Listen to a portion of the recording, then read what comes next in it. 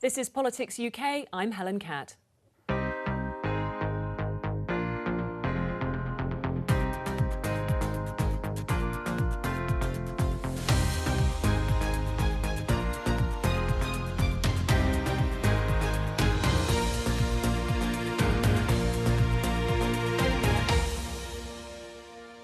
Welcome to your weekly roundup of parliamentary highlights. I'll be joined by correspondents in Edinburgh and Cardiff, and here in Westminster by our parliamentary correspondent, Susan Hume. On the programme, a historic week in Westminster as the King delivers his first King's Speech. It is mindful of a legacy of service and devotion to this country set by my beloved mother, the late Queen, that I deliver this, the first King's Speech in over 70 years. But did the government's plans set out by the King really represent change? A day when it became crystal clear that the change Britain needs is from Tory decline to Labour renewal. This King's Speech delivers change. Change in our economy, change in our society, change in our communities. Children at their age should be not asking whether they are going to a graveyard, but whether they're going to a playground or buying ice cream or doing the usual things, not going to a graveyard and preparing for their death. Emotional scenes in the House of Commons as MPs discuss the Israel-Gaza war, and in Wales, politicians debate how to end the suffering. We owe it to all those who have lost their lives, Israeli and Palestinian, to speak up for a lasting peace. A ceasefire can only ever be successful if it's observed by both parties. The reality is that it is impossible to see how to achieve one without Hamas being removed from Gaza. Well, let's start here in Westminster with Susan. Now, as we saw in the headlines, it's been a big week with the King giving his first King's Speech. The words, of course, are written by the government, and it's the Prime Minister's opportunity to set out his plans for legislation. We'll get to the politics in a moment, but first, let's talk trumpets. What did you make of the pomp and ceremony? Oh, what's not to like? The horses, the feathers, the golden autumn sunshine shining down on the Diamond Jubilee coach. That's actually a new coach. It's a comfy one rather than as old as it actually looks. So let's have a look at it all.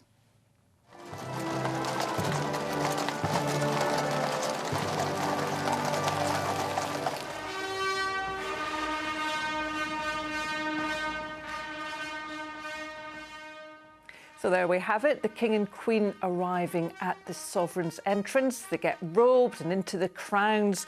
There's King Charles wearing the imperial state crown with its nearly 3,000 diamonds. Now we have Black Rod walking along to summon the MPs to come to the House of Lords to hear that speech. Door slammed in her face. To demonstrate the Commons' independence, but they do come along in the end. There they all are filing along to the House of Lords. The Labour leader and the Prime Minister chatting quite happily there. That doesn't always happen, depending on the personnel. And we've got the Lord Chancellor, Alex Chalk, giving the King the speech and walking backwards in those robes. Quite a tricky job, that, actually, going backwards down the step. Now, just to stress here, it's called the King's Speech, and he reads it out, but he doesn't write it. As you said earlier, Helen, the government writes it because it's their programme for government, for what they're going to do over the next year or so. And if you think that the monarch reads it out in a bit of a deadpan voice, that's probably deliberate. He's got to keep a bit of a poker face and not display any of his views about what he's reading out. He may say to the Prime Minister in private what he thinks about what the government's doing, but the British way is that the monarch doesn't get involved in politics in public. And therefore, he read out in this rather deadpan way around 21 bills that are going to be coming up in the next session. He did, though, start on a more personal note, talking about his mother, Queen Elizabeth. It is mindful of a legacy of service and devotion to this country set by my beloved mother, the late Queen, that I deliver this, the first King's Speech, in over 70 years. The impact of COVID and the war in Ukraine have created significant long-term challenges for the United Kingdom. That is why my government's priority is to make the difficult but necessary long-term decisions to change this country for the better. My minister's focus is on increasing economic growth and safeguarding the health and security of the British people for generations to come. My government will continue to take action to bring down inflation, to ease the cost of living for families, and help businesses fund new jobs and investment. My ministers will support the Bank of England to return inflation to target by taking responsible decisions on spending and borrowing. Legislation will be introduced to strengthen the United Kingdom's energy security and reduce reliance on volatile international energy markets and hostile foreign regimes. This bill will support the future licensing of new oil and gas fields, helping the country to transition to net zero by 2050 without adding undue burdens on households. My government will introduce legislation to create a smoke-free generation by restricting the sale of tobacco so that children currently aged 14 or younger can never be sold cigarettes. My ministers will bring forward a bill to reform the housing market by making it cheaper and easier for leaseholders to purchase their freehold and tackling the exploitation of millions of homeowners through punitive service charges. Renters will benefit from stronger security of tenure and better value. My government will act to keep communities safe from crime, antisocial behaviour, terrorism and illegal migration. A bill will be brought forward to ensure tougher sentences for the most serious offenders and increase the confidence of victims. I pray that the blessing of Almighty God may rest upon your counsels. So the King there setting out all the laws the government wants to pass, and then the politicians, they get their chance to debate what was in the speech, right? Yes, 6 days of debate actually, and MPs can raise any aspect of government policy that they like. There was a lot of discussion about the energy policy, which is from the government to grant more oil and gas extraction licences for the North Sea. Opposition parties say that's the wrong way about trying to lower those household bills. It would be much better to offer people better insulation and concentrate on renewables. Now, the first person to speak in this debate is the leader of the opposition, Sir Kier Starmer, and he very much concentrated on the politics. And actually, the controversial remarks made at the weekend by the Home Secretary, Suella Braverman, about people living in tents as a lifestyle choice and about pro-Palestinian marchers as hate marches.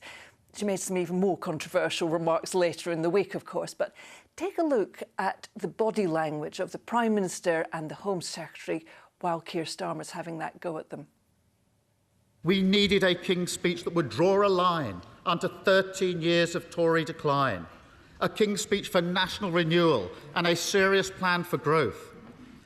But instead, we have a party so devoid of leadership, it is happy to follow a Home Secretary who describes homelessness as a lifestyle choice. And believes that the job of protecting us all from extremists, the most basic job of government, is legitimate terrain for her divisive brand of politics. Mr. Speaker, as Director of Public Prosecutions, I worked closely with the police and counter-terrorism forces. Their job is hard enough already, without the Home Secretary using it as a platform for her own ambitions. So I say to the Prime Minister, think very carefully about what she is committing your government to do. Because what this address shows with ever greater clarity is that the only fight left in them is the fight for their own skin. A government that has given up, dragging Britain down with them ever more steadily towards decline. A day when it became crystal clear that the change Britain needs is from Tory decline to Labour renewal. While he stands for the same old ideas, we are focused on the long-term decisions that will provide a better and brighter future for everyone. And that's what this King's speech will deliver, Mr. Speaker. Mr. Speaker, that change starts with changing our economy. We've already delivered the largest fall in inflation since the 1980s, a faster recovery from the pandemic than Germany, France and Japan, and tens of billions of pounds of new investment from around the world. The party opposite want to ban all new oil and gas licences, risking us becoming even more dependent on Putin's Russia for our crucial supplies of energy. But what's even more absurd about their policy, Mr. Speaker, is this. The honourable gentleman isn't against oil and gas, all oil and gas. He's just against British oil and gas.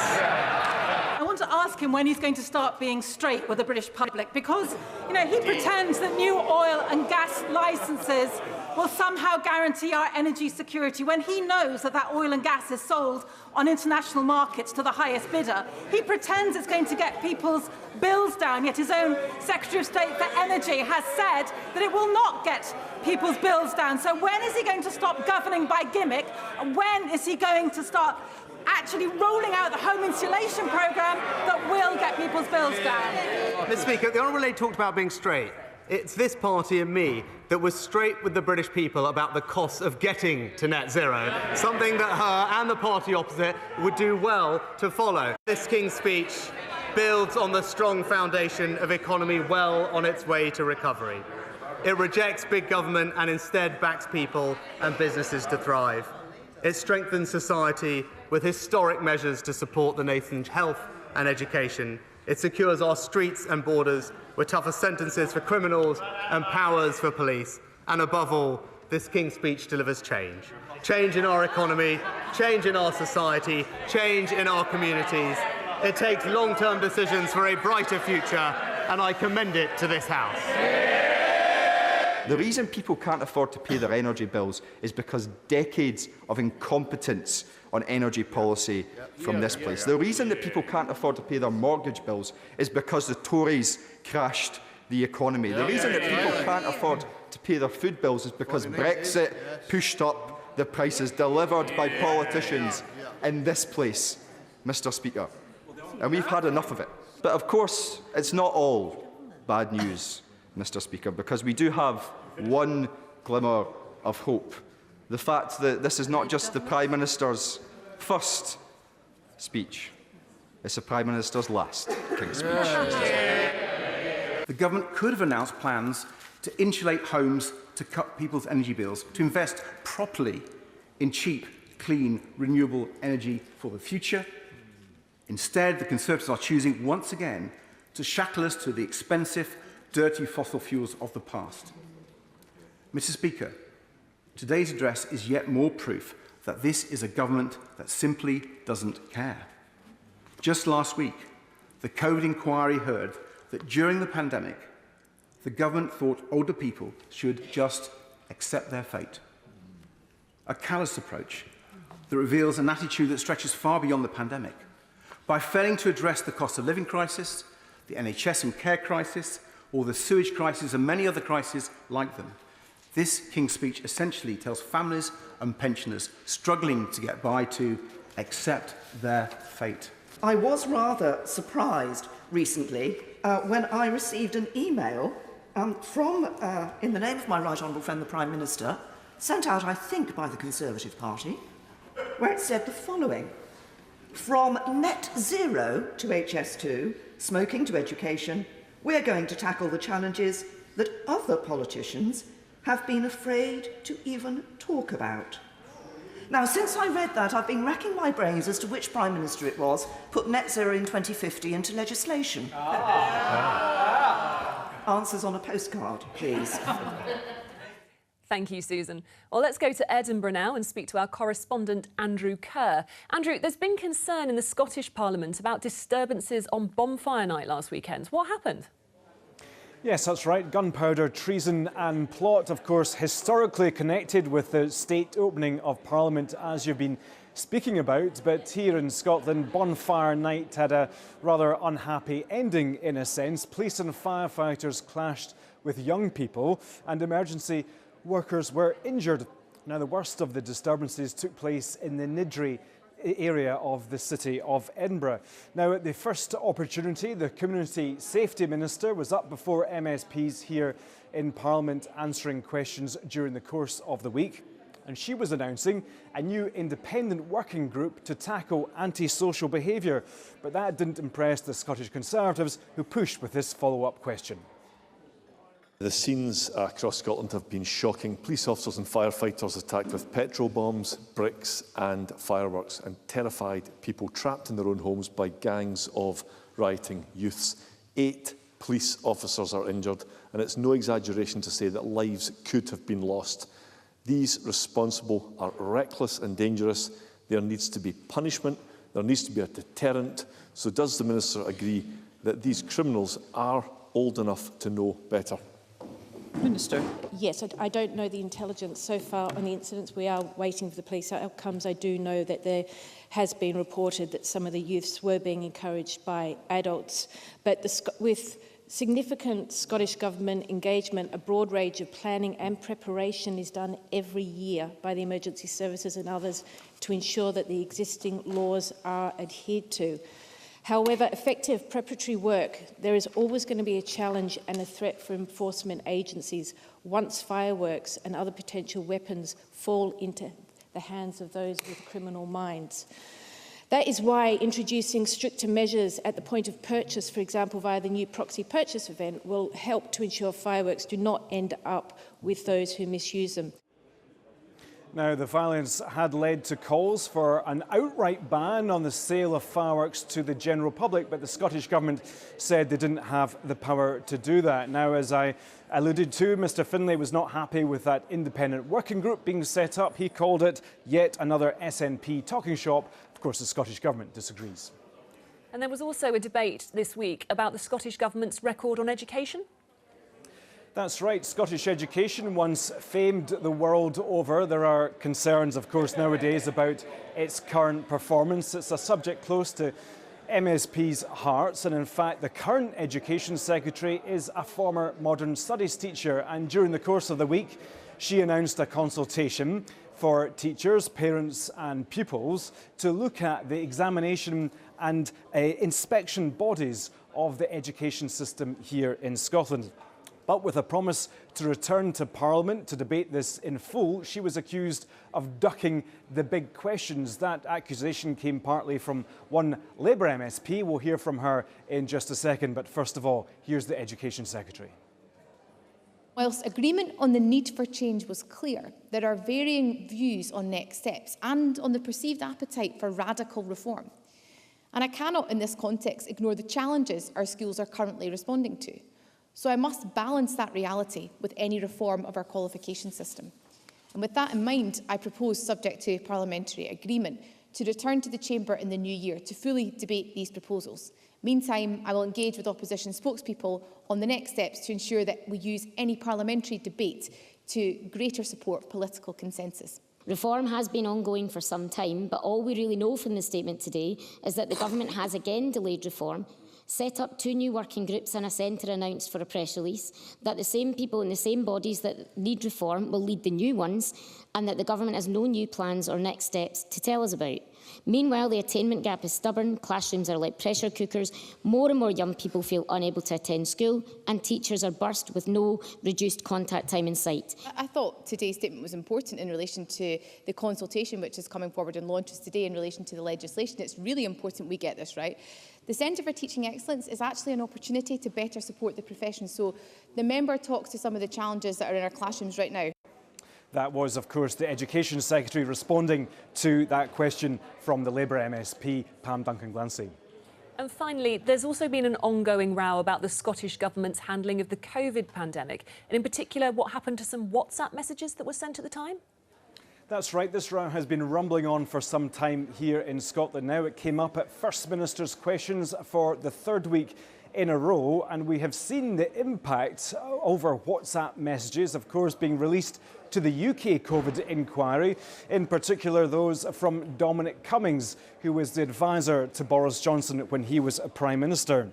Now, the UK inquiry has been asking the Scottish Government for WhatsApp messages of what was going on here at the time. The Scottish Government has revealed that requests for WhatsApp had been made in February and not September, as previously stated. So at First Minister's questions, the Scottish Conservative leader Douglas Ross accused the government of a cover-up. They asked if the messages existed last year.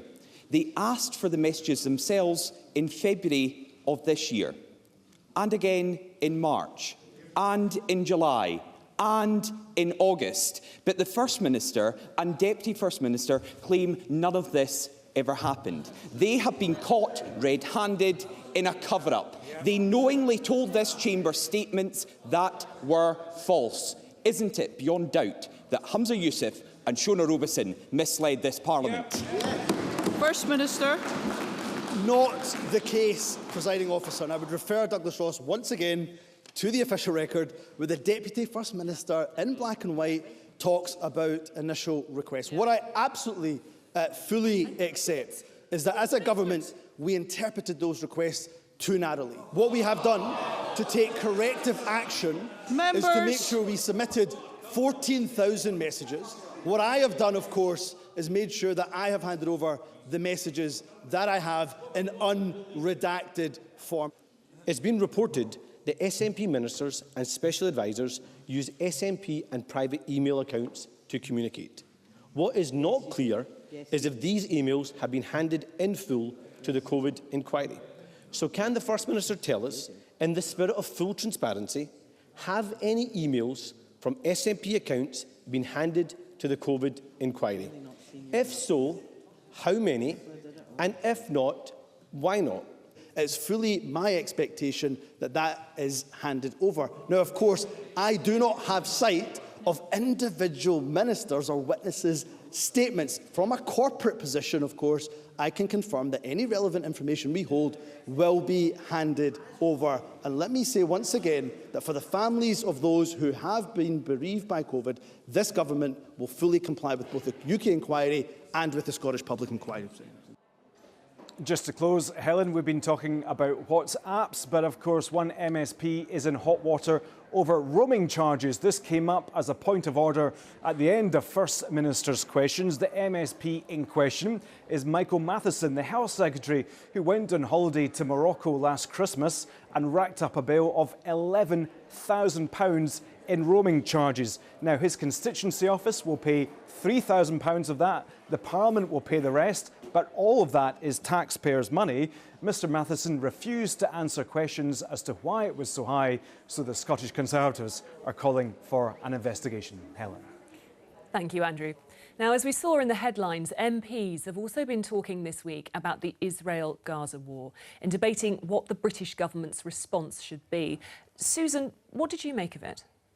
Well, because they'd had that break in Parliament before the King's speech, it's about 2 weeks since MPs have had the chance to talk about this.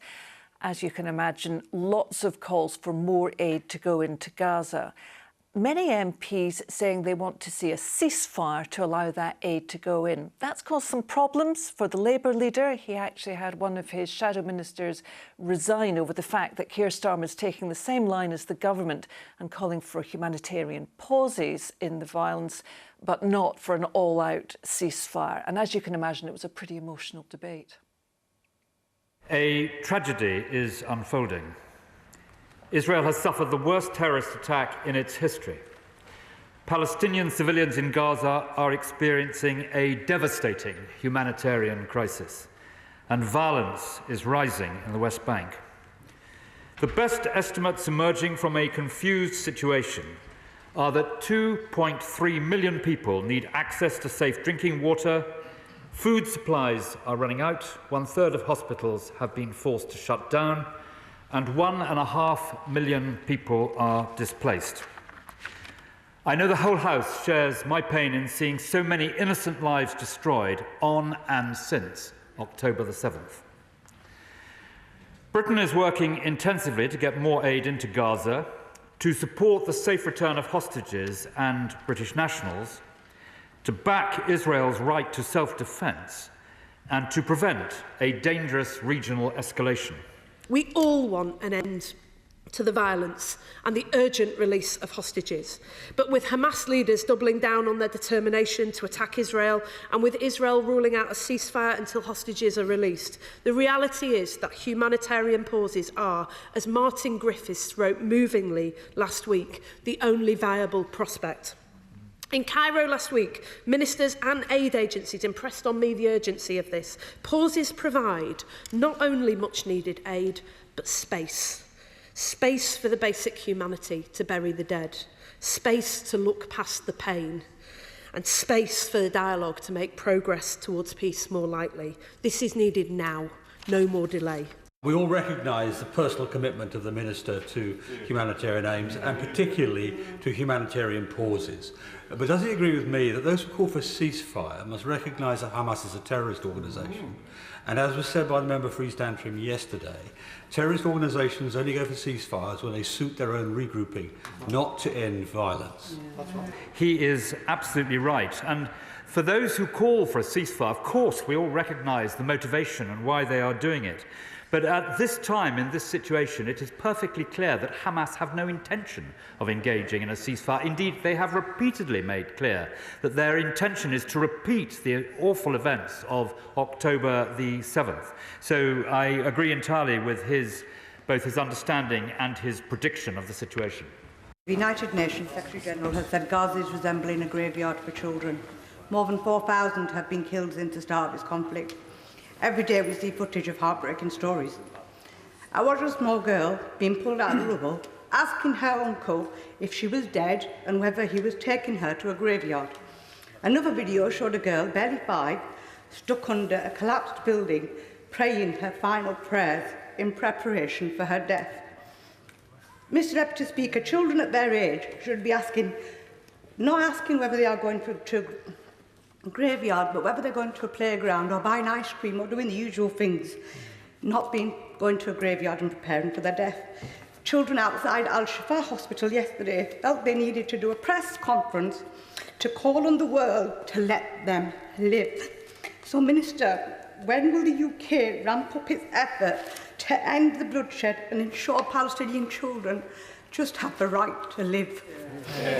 Minister. The Honourable Lady speaks with the greatest possible eloquence, and she speaks for the whole House in saying that what is happening to children in Gaza appalls us all. I just ask her to consider the wider context and accept that the government understands and agrees with her analysis of the plight of children in Gaza and will do everything within the wider context to try and bring that to an end. Isn't it time the British government joined with all those other sensible, reasonable voices around the world that are doing everything they can to demand and get a ceasefire to prevent any further loss of life and begin to work out a peaceful future for all of the people in the region? Minister. Well, the Right Honourable Gentleman will have heard what his successor as the leader of the Labour Party has said on the subject of ceasefire, and we agree with what the Leader of the Opposition has said about that. My constituent, Momon Zomlot, is from Gaza. I met him when he was working there as a chef at a local pizza restaurant, an incredibly nice and genuine guy. But this morning he sent me a text informing me that his family home was destroyed 3 days ago, and he's heard nothing from his family since. How much longer do we have to wait until this suffering ends and humanitarian aid can reach people like my constituent's family? Minister. I cannot tell my honourable friend the answer to that question, but I can tell him that we are doing everything we can to make sure that that period of time is as short as possible. Of course, another big issue in Westminster this week has been the policing of pro-Palestinian protests, particularly with Armistice Day coming this weekend. And on Thursday, MPs were debating some comments from the Home Secretary, which were quite critical of the Metropolitan Police. What happened? Well, absolute political turmoil around Suella Braverman, the Home Secretary, this week. First, her comments about rough sleepers and hate marches, and then in a Times article published yesterday, she really doubled down on that language about pro-Palestinian marches and accused the Met Police of bias and being more lenient towards left-wing groups. Not long after that was published, Labour called for her to come to the Commons to explain what they said looked like political interference in policing. She didn't actually come along herself, apparently for family reasons. It was left to one of her junior ministers to explain it and, well, see for yourself whether he does or not repeat her words. Where is the Home Secretary?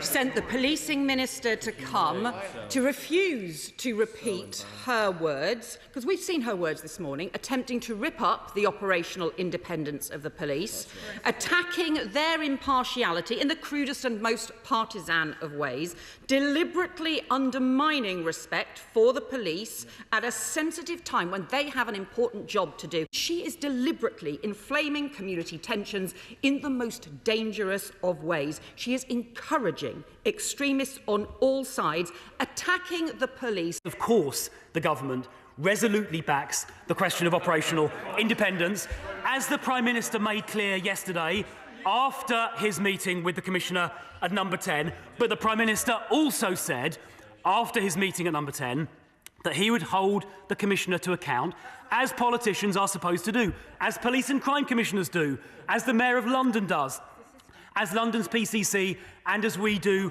as members of Parliament. That is perfectly proper and perfectly right. Thank you, Susan. Well, let's go to Cardiff now and speak to our correspondent, Rhodri Lewis. Now, as we saw in the headlines, members of the Welsh Parliament have also been expressing their views about the Israel-Gaza war. Rhodri, what did you make of the debate? Well, Helen, it is worth saying, first go off, that foreign affairs aren't devolved to the Senedd, of course, but there were a range of very interesting views aired here this week, based on a Plaid Cymru motion calling for a ceasefire in Gaza. And the normal party lines and whipping system were abandoned to an extent, as Labour MSs, who are, of course, government backbenchers, had a free vote in what was a very varied debate. Here's a flavour of what was said. We owe it to all those who have lost their lives, Israeli and Palestinian, to speak up for a lasting peace. And that desire lies at the heart of Plaid Cymru's motion. A clear and unequivocal call for a ceasefire, both sides, an immediate and lasting end to the violence and a global effort to ease the humanitarian suffering.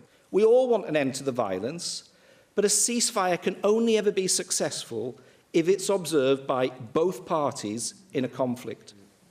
So while we can long for one and hope for one and pray for one here today, the reality is that it is impossible to see how to achieve one without Hamas being removed from Gaza. A temporary pause, to me, simply does not make sense. Such a pause would not offer the time and security needed to meet even basic civilian needs in Gaza, and would be, in my view, rendered pointless once the hostilities resumed and infrastructure was again destroyed. I believe we can join together today, all members across the Senedd, in unity. And this call for unity has been reflected across the Senedd in this debate. So that I believe members have reflected a shared hope for an end to this war, an end to the humanitarian crisis unfolding, and most of all, as has been seen and said so clearly today, lasting peace in the Middle East.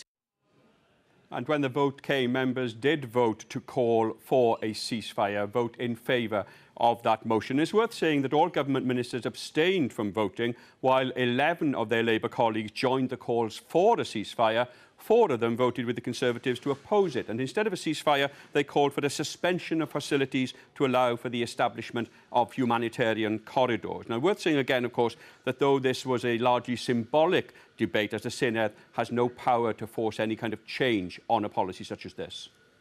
Well, let's turn to the COVID pandemic. We were talking earlier about the Scottish Government's WhatsApp messages at the time. There's been a similar debate in the Welsh Parliament, right? Yes, that's right. There's been an immense amount of interest to the ongoing COVID-19 inquiry, these WhatsApp messages that have been exchanged, these very revealing, sometimes embarrassing ones between UK government, members of the UK government and their officials during the pandemic. So the Conservative leader here, Andrew R.T. Davies, asked the First Minister about whether the Welsh Government's WhatsApp messages would be handed over to the inquiry. And Mark Drakeford said all electronic messages would be made available, but then Mr Davies came back with this. Are you confident that deletion mechanisms or apps were not used by government ministers here in Cardiff or officials so that information was retained to give clarity and entirety over the decision-making process that was made via the WhatsApp or electronic messages on devices that were used by Welsh Government ministers or officials? As soon as we knew that the inquiry wanted something, there's no deletion beyond that point. However, during the COVID period itself, many colleagues working for the Welsh Government will have had devices with deletion instructions already on them. Could I just clarify then that up until the point of the establishment of the COVID inquiry, it is reasonable to think that some messages would have been deleted? I think the fairer way of putting it is that deletion may have taken place. I know in my case, I've never had any deletion arrangements on the phone because I would have no idea how to make it happen. But I don't use WhatsApp either. I think what I don't want to say is that they were not some people working in the Welsh Government and working on COVID who didn't have pre-existing arrangements which continued after COVID began. Now, even though the First Minister's comments about not knowing how to use WhatsApp raised a little bit of a laugh, it implied he was something of a technophobe, perhaps. The opposition then published a screenshot later on in the day showing that the First Minister did have WhatsApp on his phone. And Mark Drakeford then asked for the record to be corrected, and he admitted that he does have the app, though he says he doesn't use it regularly. And finally, there's been anger about a high street bank's decision to scrap its Welsh language phone line. Yes, the HSBC Bank wrote to all members of Senedd saying that they were closing their Welsh language helpline in January after saying the number of callers had declined to 22 per day. Now, many members across the chamber were disappointed, to say the least, and some were quite angry, saying that the Welsh language, Cymraeg, and Wales, Cymru, had been downgraded. In their announcement in their letter to members of the Senedd today, they have single-handedly failed to understand the importance of Cymraeg to the people of Cymru. Cymraeg is a living language. It's the preferred choice of many when accessing banking services. Weinidog, do you agree with me that this is another example of high street banks letting communities down, and it should be a wake-up call to them, and our message to the banking sector should be that we expect more services in Cymraeg, including in-person, online and phone-in services? I think the challenge is for the bank to look again at how it can deploy the existing Welsh language workforce that it has, what thought has been given to the contribution that might be made in that context. If it is true to say, as the letter sets out, that they are getting 22 calls a day, one would not have thought that the requirement to resource that was so burdensome as to put it beyond their capacity to think creatively about this. Now, for its part, the HSBC Bank said this decision hadn't been taken lightly, and it agreed that some people would find it disappointing. It said customers who want to continue discussing their banking in Welsh can get a call back in Welsh within 3 working days, and it said that all customers, of course, are able to bank in English. Thank you, Rodri. Let's return to Westminster now, where we've got time to bring you one more story. British Steel announced this week that it's planning to close down its blast furnaces in Scunthorpe, and that puts 2,000 jobs at risk. And, as you'd expect, MPs wanted to ask a government minister about this, Susan. Yeah, they did. You know, just to stretch my poor engineering knowledge a bit, a blast furnace is, I suppose, everyone's idea of a traditional steel-making operation with fiery crucibles of molten metal and ovens. The trouble is that Britain no longer produces either the iron ore or the coking coal needed to make steel in that way. It has to import it. So British Steel want to close down those blast furnaces and replace them with arc furnaces. Those run on electricity and they melt down existing steel to make new products rather than making virgin or primary steel as it's known. Some jobs will be saved, but as you say, many others would be likely to go, to the absolute fury of the local Conservative MP, and she really wanted some answers from the Minister. I know that this must be a deeply concerning time for British Steel employees and others in Scunthorpe following the company's announcement on Monday regarding its plans for its future operations. I can very much assure my honourable friend that we will help affected workers and their families, and we are committed to finding solutions to enable the ongoing sustainable and decarbonised production of steel. I stand absolutely unapologetically with steelmakers and my community today, and I do not support these moves. On the 18th of September, I asked the Minister for Industry in this place whether she agreed that we need to retain a virgin steelmaking capability in the UK for strategic reasons alone. She answered that obviously we need a place for virgin steel, and she said that place was in Scunthorpe. She's absolutely right. I did indeed say at the dispatch box that I fundamentally believe that my personal opinion is that there is a strong place for virgin steel production in this country, and that of course is in her constituency. We're also in the middle of very live negotiations, and a decision that is taken by British Steel is a commercial decision. Mr. Speaker, the Labour Party supports the transition to green steel, and we recognise, as the government have now conceded, that a blend of public and private funding is necessary to do that. We believe that electric arc furnaces are part of the solution, but we do not believe they can be the only solution. Specifically, we believe the retention of primary or virgin steelmaking in the United Kingdom is a matter of economic necessity and of national security.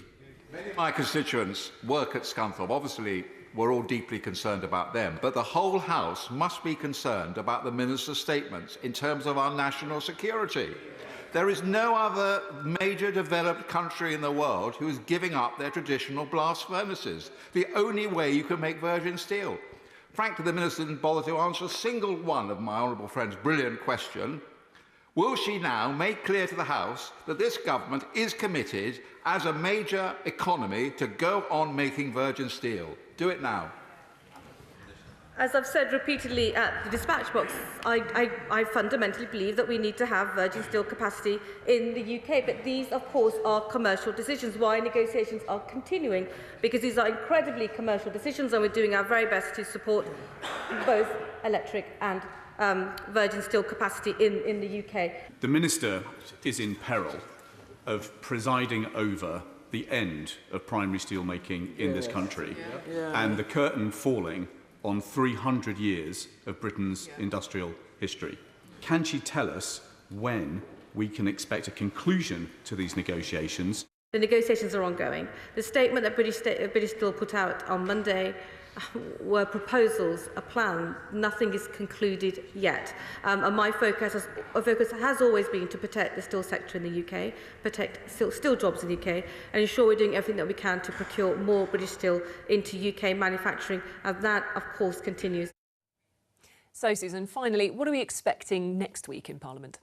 Well, the debates on the King's speech go on for another 3 days up until Wednesday. At the end of that, there will be some votes, which the government will win, I would imagine. It would be very surprising if they didn't. There is, I think, probably going to be a vote triggered by the SNP on whether there should be a ceasefire in the Middle East. Really, I suspect, to tweak the tail of Labour to see whether Labour MPs will vote for that ceasefire or told the party line that Kier Starmer wants, who only wants a humanitarian pause. So interesting to see how that pans out. Yeah, it could be an interesting week. Thank you very much. Well, that's all for Politics UK for this week. Politics Live will be back on Monday at 12:15 and on BBC Two and the iPlayer.